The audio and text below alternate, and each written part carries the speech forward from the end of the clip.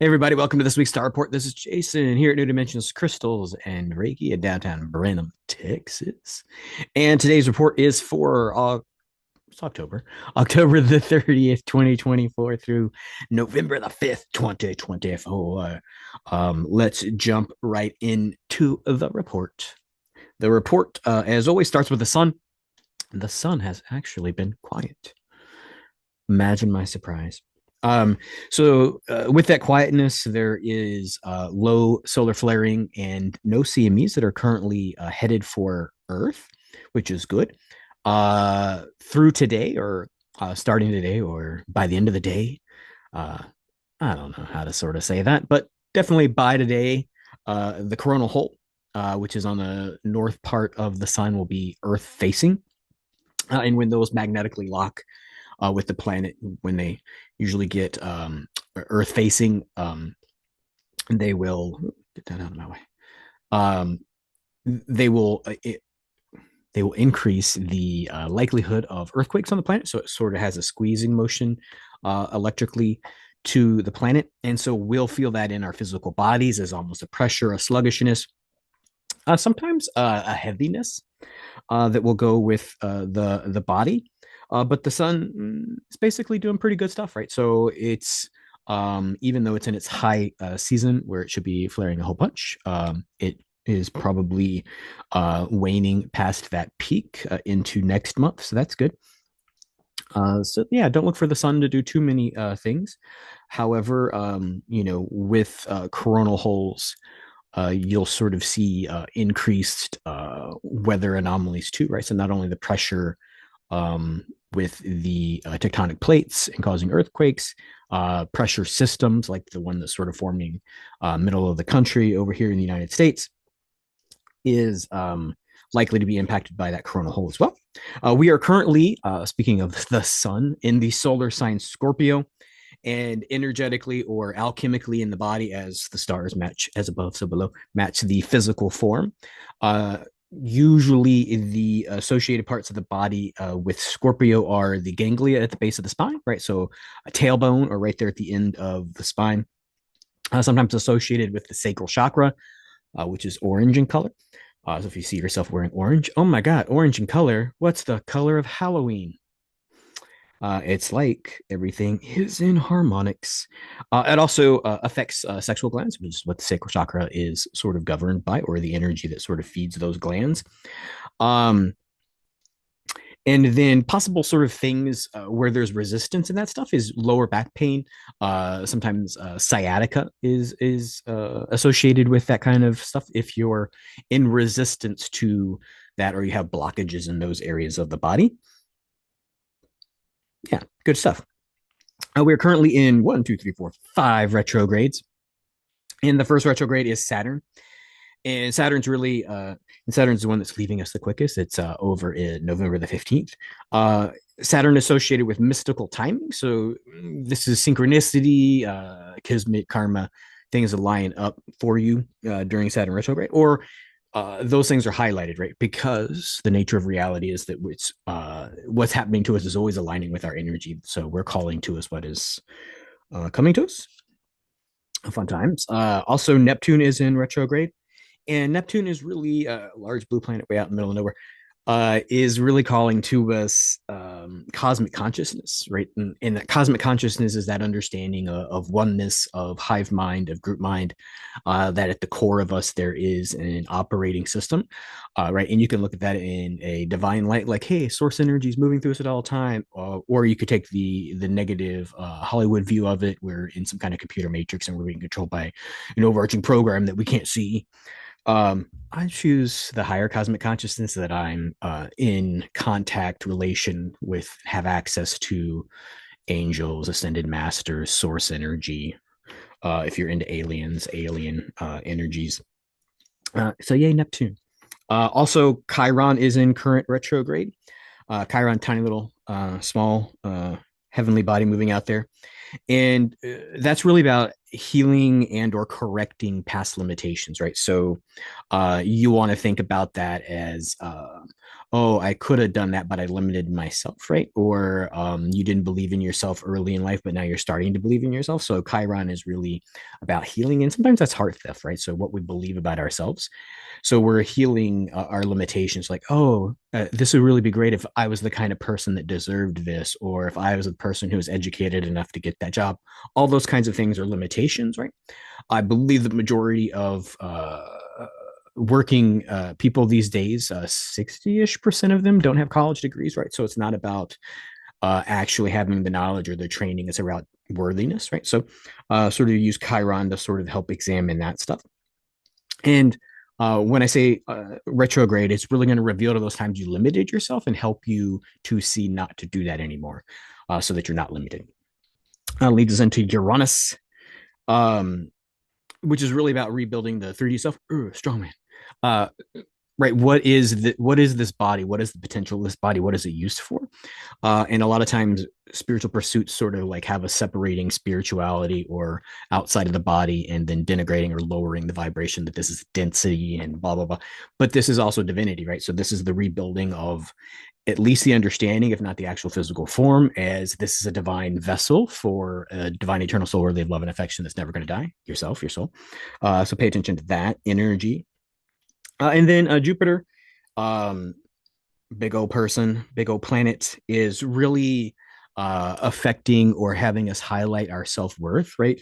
So not only are we smart enough and removing limitations, but we're seeing beyond what we thought our potential was to what the cosmic consciousness of Uranus, excuse me, of Neptune is telling us about, right? So Jupiter is helping us see our self-worth, right? And so self-worth really sometimes leads us to this dissatisfaction with working for other people, right? So this will lead into entrepreneurship, where you can really have control and create your own vision of, hey, this is what my life has done. And I believe that the energy and the understanding of my self-worth is a harmony, a song that people might want to listen to on the radio, right? And that radio could be subtle understanding of, oh my gosh, this person knows themselves and all of a sudden relates to you better, which helps you build a team and become an entrepreneur and so on and so forth. So that's the energy. That's a lot of teaching on the retrograde that I wasn't expecting to do, because I really had like two words by each planet, but I just elaborated.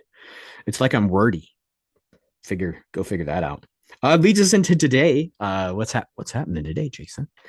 Today, Wednesday, October the 30th. Really, the energy, as you can see, in a lot of our mental affirmations or our internal thought processes, is that we can't see, right? And so you really want to sort of get a mantra in your head that you are seeing, or you can see, or you're worthy of seeing, allowed to see. Some people might need to hear. And so I like to think of the Greek form. It was my favorite word when I was learning Koine Greek, which is the Greek of the Bible, of the New Testament at least. And so that's blepo. And so from a so the seeing is not necessarily the clearing of these regular eyes, which are actually renderings of what your brain already tells you you're supposed to see. Right. This is really a seeing at a soul level, right? So from the soul vantage point, the energies Melchizedek will say that's from the upper room. And then like business leaders will tell you that it's from the balcony of a dance floor, right? So you're seeing the movements of reality more, right? So that's what this idea, the soul vantage point, and that's really sort of funded or energetically uh, fueled. That's a good word. By Pluto and Mars, as they are becoming at to coming to their closest point all year. I was like, what are they doing? And they're really going to that energy, that ability to see from a soul level is really going to help you switch paths, right? Oh, look, I am worthy. I should go here because now that I've realized it, this path actually makes me feel better, and not necessarily it's easier, but is more rewarding.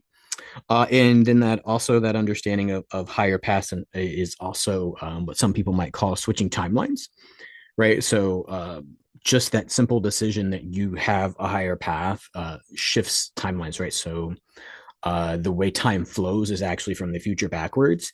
So what you do with that new perspective is you start to heal, change your past by just deciding you want a different future. That's an interesting concept, Jason. Wonder how that goes. Test it out. That's what the energy's for. That sounds like a big Wednesday, though. So yeah, you got a couple more hours left in the day. Get go. Leads into tomorrow, the 31st of October, Thursday. Two holidays are happening: Halloween, All Souls Day, and Diwali. So really that sort of idea is that the filter, or the veil as people like to call it, you want to think of this as tinted windows. The tint on the windows is dulling or becoming lighter, and so you're seeing more into the future. And then you also want to think about this as um almost like if you were inside a car that didn't have its lights on, and then all of a sudden you turned on the dome lights, people can see inside the car all of a sudden, right? So you want to think about Diwali as the celebration of light, or yeah. So you want to think about that as your own light becoming greater, and with Uranus's help of that whole spiritual understanding. And so the energy you're going to feel on Thursday is really if you've been if you've been resisting change, or you've really been fearful of change, like all that self-doubt of like, I'm not worthy, I'm not smart enough, all that fun stuff. uh if you've been sort of stuck by that fear factor, then you're really going to feel this energy the most intensely, right? Because it's going to need to dislodge you from that fear.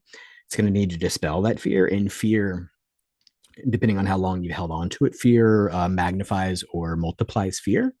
So with this light coming in, it's going to be noticeable for those that have been sort of stuck in fear. If you think you haven't been in fear, all of a sudden this is whacking you across the face, then maybe it's also enlightening. Like, hey, I didn't know I was so fearful of being great, of being who I am, of being what God created me to be. Fun times. Leads into Friday, 11/1 into the month of November. Nice 11/1, so 111. It happens to be when you add the 2024 all into it, the mathy maths. It is an 11 master day. So Friday is the day for really optimizing or realizing all this hard work you're going to do on Wednesday and Thursday. And it's also the new moon, right? So perfect time for new beginnings. That's why people quit jobs and get fired on Fridays. Hey, look, all the energy is sort of up to like, hey, I'm quitting my old life and doing my new life, right? And that doesn't mean necessarily like jumping in a car, packing a bag, and leaving everybody. That's really about um, just being brand new. And with that new light, with that new vision, you see people in different lights, and they could have higher potentials and actually be partners on this self discovery rather than hindrances, right? So if you look at everybody on a journey going through it, and maybe people in your environment have felt like they're holding you back with their fear, maybe it's a shared fear, and this whole thing is enlightening, right? So Friday, 11/1, 11 Master Day, new moon, new beginnings. Could be a big Friday. Leads into Saturday and Sunday. Really, it's just sort of almost it's pause, but because the universe keeps spinning or remaining stagnant and doing whatever flat Earth people think it does when nothing's happening. Um, yeah. So, and flat Earth is fine. Uh, Saturday and Sunday is really about contemplating what you can see as the cosmos becomes brighter, right? So the idea that if you're turning the dimmer switch up on in a room and you sort of seen shadows over here, those shadows go away, but also there might have been objects that were too dim to see that all of a sudden are casting different shadows, right? So you're going to want to think of those kinds of energies that are happening. Uh, so just the universe itself getting brighter. And then you want to think also as you become brighter, right? So if nothing else is in the room but you start to lighten the room and you can see more into the room, right? And there might be objects there. There might be pathways that you can't see. There might be connections and aha moments and synchronicities as you become brighter. That's the things to think about over the weekend while you're at it, right? And probably recovering if you have kids or if you just like to party on Halloween and have lots of sugar, right? Maybe you want to not eat so much sugar over the weekend. Leads us into Monday, the 4th, 11/4. And so 11/4 Monday is really the peak of the torrid meteor shower. So you should look towards the constellation Taurus in the sky. Jason's a Taurus. I love Taurus and the Taurids. Um, so the torrid meteor shower is peaking, and torrid meteor shower is fun. And meteors, like we said, bring ahas, epiphanies, cosmic energies, right? As they streak across the sky, right? They're not necessarily impacting the planet, but like just being able to be visual, right? Is that sort of there is information, energy, and light that's deeper in the galaxy than we can see with the eyes. And so it's just that hidden stuff becomes known kind of energy. And so when we're thinking about that, when we think about the torrid meteor shower, popular culture, Netflix now is Graham Hancock's second season of his Cataclysm series about ancient America. And so the younger Dryas impactors, so I think that would have been 11,500 BC or something like so, like 13,000 years ago. The idea or the hypothesis that Graham Hancock has is that that was caused by meteor shower, not what Jason believes to be a micronova from the sun that releases impactors. But nonetheless, the time that would just sort of move the period from May. Anyway, same results, but different origin of the impactors. But nonetheless, the torrid meteor shower is what Graham Hancock thinks brings a meteor, right? And so as the Earth goes, if it's going around, as the Earth goes around and orbits, it hits the torrids, I think, twice a year. And so as we're going through that stream, right, there's a meteor shower that we sort of go through, right? So it's like thinking about the old video game Frogger where you're trying to cross traffic without getting smushed. That's really what Graham Hancock is positing, that 13,000 years ago we got smushed. Yeah, fun times. So slight bit of humor with that. You know, you sort of see a lot of bumper stickers, especially in America because it's election season. You see a lot of people like a meteor from whatever, Earth destroying meteor for president. So just think about it. It's actually the correct timing. So yeah, enjoy Monday and all the anxiety that brings. Of course, the torrid meteor shower goes on for more than just a day, so it's happening probably now and then past that day, but that's the peak of them. So peak is usually when they're the most visible, is what they call the peak, so that you would be able to see the most bright streaking meteorites go by in the time. It leads into Tuesday, 11/5, which is for us election day here in the United States. The energy, especially since the meteor shower and the meteor peak, is really about revelation. Um, and so, hey, lots of things will be revealed on Tuesday. But the thing that you want to pay attention to, or sort of rather than, we talked about that on Tuesday, that, or was it Thursday? Thursday, that fear that might be keeping you stuck, right? You want to really sort of mind that understanding of fear and understand that the universe is working in your favor, whether it's flat or ginormous, um, whether you believe that there's light and dark forces that are controlling reality and culture. The source of all things is for you and is calling you to your greatness.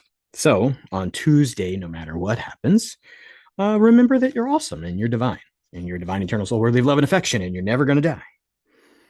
And treat others like that. Perfect. I think that's the end of this star reports. Until next week, everybody. Oh, yeah.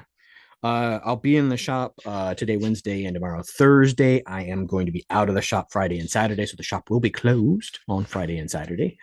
I am going to my 30th high school reunion, so that tells you pretty close to how old Jason is. And so I will go see all of my old classmates that have time to take out of their schedule to go to a high school reunion. And so sorry, I won't say I'm going to report back, but I'm going to go enjoy myself and just have a little bit of nostalgia and realize all of these retrogrades, right? Probably Chiron the most, right? You realize how limited you saw the world from your point of view while you were in high school, because at 18, your brain was not fully developed and you were governed by what other people thought of you and what your parents were raised as, which was, as we know, generations removed from the situations we experience. So, yeah, just a little bit of learning of how this might apply to real life when you go interact with the past and as your current self, knowing of your divine eternal self. Now I think that's it. So until next week, everybody, this has been Jason here at New Dimensions Crystals and Reiki, newdimensionscrystals.com if you want to book an appointment. Until next week, everybody, find the button to stop. Many blessings.